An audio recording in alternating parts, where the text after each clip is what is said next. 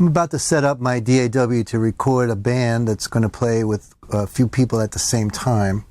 So that's going to require a lot of tracks to be in record at the same time, as well as a lot of sending the sound to different places so that they can control their mix in the headphones. So I'm going to open a session in my DAW, which in this case is Pro Tools. Now, many of your DAWs will have a series of templates already embedded that come with the software. So in Pro Tools, there's a little dialog window, and I've seen this also in Logic and Digital Performer. Create a session from a template, and if I check that, guitar tracking, full session, you can actually make sessions and store them as templates, but for our purposes, I'm going to start from scratch, blank slate. And we'll just save it on the desktop, and we'll call this band recording.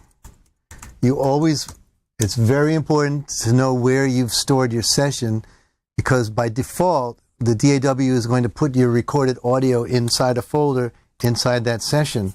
A lot of young engineers make a mistake by dragging their session from one drive to another without realizing that the DAW is always going to put the audio in the folder that you initially created, unless you tell it not to. There's a place in every DAW to direct the audio. In Pro Tools, it's called disk allocation, and you can tell the DAW to put the audio in a different location than the default, but the default is wherever you put the initial creation of the session.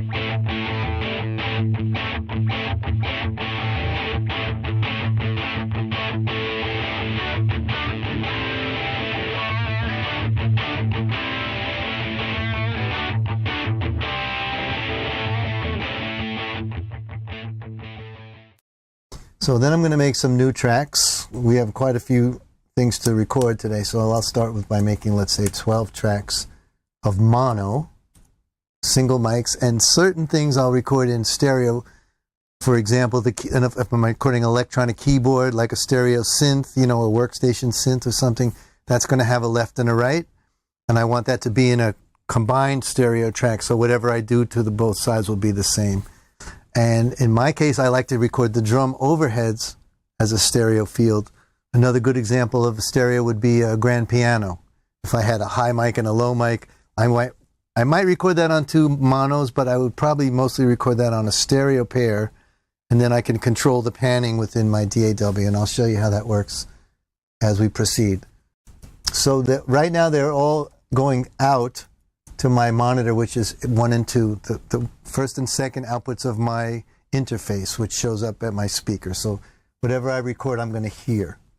Now on the top is the input. So you can see that the DAW made them consecutive, 1, 2, 3, 4. So whatever I patch into my interface 1 is going to come on this first track. So we'll start with the drums. The basic. I like to work with the basis of the rhythm section: drums, bass, keyboards, guitars, and then on up to the higher things like strings, and finally the vocals, background vocals and vocals. So we're going to start with drums. We're going to have a kick drum on 1. We're going to spell it properly. I'm going to put 2 mics on the snare drum, 1 on the top and 1 on the bottom. And when we go into the room to set it up, I'll show you why that is. You're catching 2 different kinds of sound. You're catching the smack of the stick on the top, and you're catching the rattle of the snares underneath. So you can control the vibrancy of the snare by adding the strainer or or subtracting the strainer so it's just the whack part of the top. So snare bottom, and 2 tom-toms, tom 1 and tom 2, and a hi-hat. Now I'll create a stereo track for my overheads, and we'll let that be 7 and 8.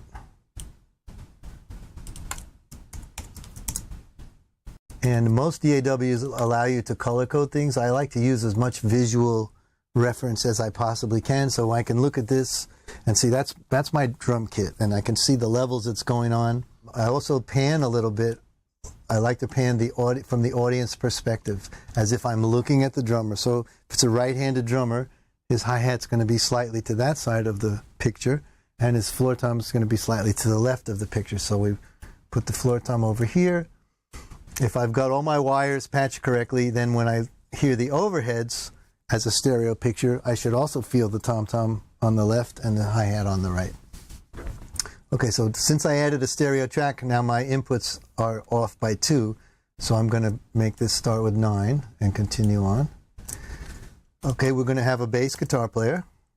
It's an electric bass, so that's going to go DI, direct injection. So we're going to take his 1/4-inch cord and plug it right into either a direct box and then into a mic pre, or some mic pre's have a direct 1/4-inch input with them. Maybe your interface might even have that. That really depends on your hardware. Okay, so we'll color code the bass. Well, not everybody, just the bass. Okay, then we're going to have a guitarist. Now the guitar is a little bit different because he's going to have an amplifier. So we're going to set up 1 or 2 mics in front of his amp, a bright and a dark mic, so we can maybe blend the tone. And we might take him directly also, because he might have a pedal board or something like that that we're going to need a feed from without any amplification. If we need a clean a clean component to the sound, we have a clean and a bright mic and a warm mic. So there'll be 3 guitars. So this will be guitar. I'm going to use an SM57 for the bright sound, and a guitar. I'm going to use a Royer 121 ribbon for the warm sound, and I'm going to do guitar direct. Okay, that takes care of the guitar player. The keyboard player is going to bring in a workstation type keyboard. So that's going to be stereo, so I'll create another stereo track. And that's going to be 13 and 14. Keys. And he can be another color. And then we have a singer. Vocals. That's going to be 15. So there we have a really nice clear picture of the band as they're laid out: drums, bass, guitar, keyboard, vocalist.